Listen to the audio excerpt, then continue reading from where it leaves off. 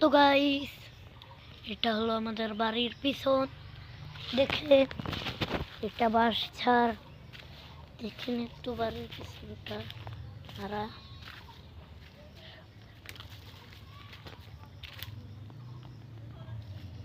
দেখেন এই যে বাঁশ ছাড়টা, আর ওটা হলো শাহ আলমদের পায়খানা।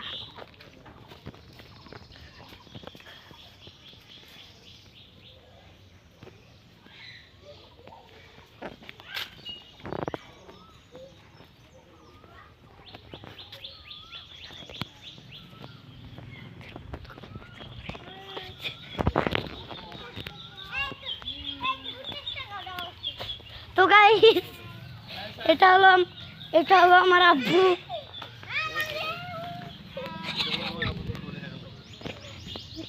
সারাদিন খালি হাতির মতো বেশি বেশি খায়, আর এখন টঙ্গের উপরে শুয়ে আছে। আর এটা হলো আমার মামা, ওটাও আমার মামা। আর এটা হলো আমাদের গ্রামেরই একটি মেয়ে। এই যে আমার মামার ছেলে, ওর নাম আব্দুল আল মোয়াজ।